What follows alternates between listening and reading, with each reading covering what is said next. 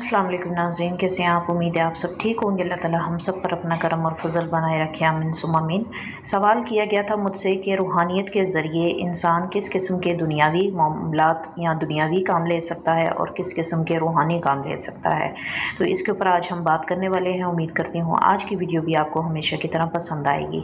जैसा कि आप सब जानते हैं कि रूहानियत क्या है। रूहानियत कैफियत का नाम है, उस नूर का नाम है जो अल्लाह रब्बुल इज़्ज़त आपके बातिन को अता करता है।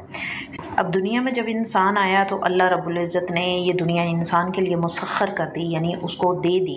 अब ये इंसान के ऊपर डिपेंड करता है कि उसको किस तरह लेके चलता है।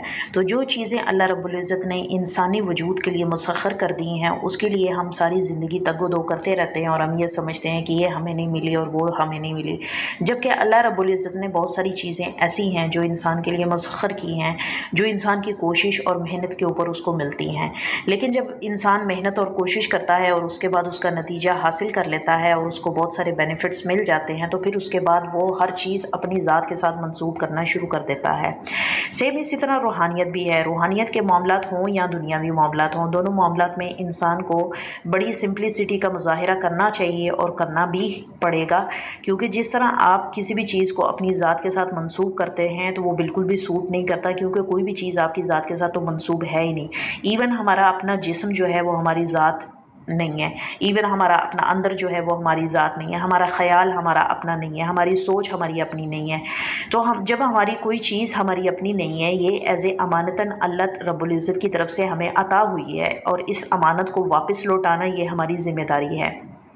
तो जिस तरह अल्लाह रब्बुल इज़्ज़त इंसान को ये पूरी कायनात अल्लाह ने मुसख्खर की और उसके बाद एक वजूद आपको नवाजा और हमें बहैसियत इंसान एक अच्छी और बेहतरीन तख्लीक के ज़रिए पैदा फरमाया, तो हमारा ये फ़र्ज़ बनता है कि हम इस मामले को भी समझें कि जब अल्लाह रब्बुल इज़्ज़त आपको रूहानियत देता है या आपकी एहसासात, आपकी फ़ीलिंग्स, आपके तमाम हवासे ख़म्सा इस चीज़ को महसूस करना शुरू कर देते हैं या आप अपने बातिन के साथ आपका ताल्लुक़ बनना शुरू हो जाता है, तो आपको कभी भी ये नहीं भूलना चाहिए कि ये चीज़ जो है एज़ ए अमानतन आपके पास है। इस अमानत को आप अपनी ज़ात के लिए इस्तेमाल करेंगे तो फिर उसका नतीजा क्या निकलेगा। तो इसी वजह से मेरे चैनल के ऊपर बहुत सारी वीडियो है जिसमें मैंने आपको बहुत बार और वाज़ेह तौर पे मैंने ये चीज़ बताई है।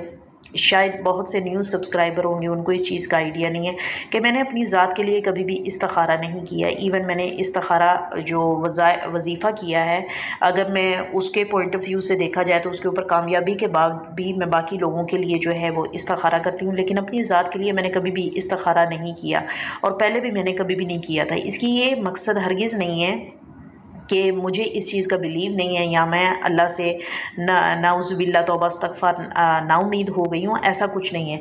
जब अल्लाह रब्बुल इज़्ज़त इंसान को नवाजना शुरू कर देता है तो वो बिन मांगे भी देना शुरू कर देता है, तो उसके आगे आप हाथ फैला लें, बोले कुछ ना, अल्लाह रब्बुल इज़्ज़त उन हाथों के फैलाने की जो है ना लाज रखते हुए इंसान को अता कर देता है। तो रूहानियत भी ऐसी चीज़ है। रूहानियत जब आपके वजूद के अंदर अपना मुकाम करने लगती है तो ये अल्लाह रब्बुल इज़्ज़त की बहुत बड़ी नेमत है कि आपको अपने बातिन को समझने का मौका मिला। यही वजह है कि रूहानियत की पहली नूर की तजल्ली जब आपके वजूद के अंदर दाखिल होती है तो आपके नफ्स को जो है बेकरार करती है, और इस नफ्स की अगर तरबियत ना हुई हो तो उस बंदे के लिए बड़ा मुश्किल होता है बैक टू नॉर्मल होना और इस चीज़ को और इन मामलात को समझना। वो दुनियावी मामलात और दुनियावी वहम वगैरह ख़यालात इस तरह की बातों को समझते हुए अपने ऊपर इन सब मामलात को हावी करता चला जाता है, जबकि अल्लाह रब्बुल इज़्ज़त ने हमेशा हर इंसान के लिए हदायत और हर इंसान के लिए जो है ना रहनुमाई का एक कोई ना कोई बहाना बनाना होता है। तो जो इंसान इसको समझ लेता है फिर वो उसको फ़ायदा मिलता रहता है। तो दुनियावी पॉइंट ऑफ व्यू से देखा जाए तो आपके मामलात ऑटोमेटिकली अपने आप होना शुरू हो जाते हैं। आपको किसी चीज़ की ज़रूरत ही नहीं पड़ती। आपके अंदर से तलब की हिस्स जो है ना वो ख़त्म हो जाती है। यानी जब इंसान दुनिया में डूबा रहता है तो इंसान को तलब होती है किसी भी चीज़ की, लेकिन जब इंसान रूहानियत के रास्ते पर चलता है और इंसान के वजूद के अंदर अल्लाह के नूर की तजल्ली जाती है और वो इस चीज़ की शहादत देता है कि हाँ, मुझे अल्लाह रब्बुल इज़्ज़त ने क्यों बनाया और नबी पाक और जितने भी अंबिया जो हैं इस दुनिया में आए तो वो क्या पैगाम पैगाम लेके आए थे, तो फिर इंसान का मुंह बंद हो जाता है, फिर इंसान की अपनी तलब ख़त्म हो जाती है। और इस तलब को अपने कंट्रोल में रखने के लिए इंसान को जदोजहद करना होती है, जिसकी वजह से इंसान के वजूद के अंदर वो नूर बरकरार रहता है। वरना आहिस्ता आहिस्ता ये रूहानियत वक्ती तौर पे आपको मिलती है, अल्लाह रब्बुल इज़्ज़त इंसान को दे के आजमाता है। ये मैंने कई बार ये बात बोली है, और लेके भी आजमाता है। तो रूहानियत का मिल जाना ये कामयाबी नहीं है, लेकिन उस रूहानियत के बाद अपने आप को तरबियत के रास्ते पर लेके चलना वो कामयाबी है।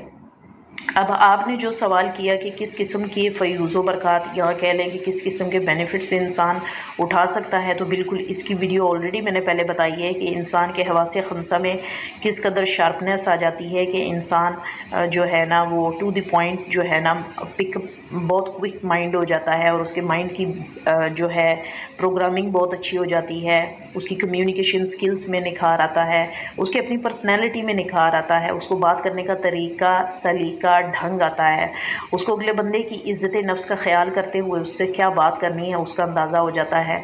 इंसान किसी भी मामले में, किसी भी काम में हाथ डालता है तो अपनी नीयत के बेस के ऊपर डालना शुरू कर देता है, क्योंकि जब वो किसी के साथ बुरा नहीं करेगा तो वो ये नहीं सोचता कि अगला बंदा मेरे साथ अच्छा करेगा या बुरा करेगा, वो अपना फेल करता चला जाता है। ये अल्लाह रब्बुल इज़्ज़त की मर्ज़ी है कि वो उस अमल को, उसके किए जाने वाले उस अमल को उसके लिए आजमाइश रखता है, यहाँ कि वो उसको जो है वो चीज़ दे देता है। तो दुनियावी पॉइंट ऑफ व्यू से भी बहुत फ़ायदा होता है, और रूहानी पॉइंट ऑफ व्यू से भी बहुत होता है। दुनियावी एतबार से आपके तमाम काम, आपकी अकल, आपकी जहानत, आपका फ़हम, आपका इदराक, आपकी नीयत, आपकी आजिज़ी, आपका डाउन टू अर्थ होना, और आपके तमाम इंसानियत के लिए मोहब्बत के इस जज्बे को देखते हुए जो है ना आपके सारे काम अच्छे तरीके से होते चले जाते हैं, और उसके लिए आपको मांगने की ज़रूरत नहीं पड़ती, उसके लिए आपको कोशिश करने की ज़रूरत ज़रूर पड़ती है। और रूहानी मामलात में अगर देखा जाए तो अल्लाह रब्बुल इज़्ज़त गाहे बगाहे इंसान की रहनुमाई करता है, हिदायत के रास्ते खोलता है, उसके लिए छुपे हुए इल्म जो है वो सामने आते हैं, और इंसान को बहुत सारी चीज़ों के बारे में नए तरीके से पता लगता है, जो कि ऑलरेडी पहले से उस इंसान के अंदर कई अरसे से दफन हुई होती हैं। वो सारी मालूमात जो है उभर के सामने आने लगती है, और ये सब अपने रूह के इरफान की वजह से इंसान को होता है कि जब इंसान अपने लताइफ की और अपने बातिन तक रसाई हासिल कर लेता है तो फिर उसको एक एक नुक्ते की समझ आना शुरू हो जाती है।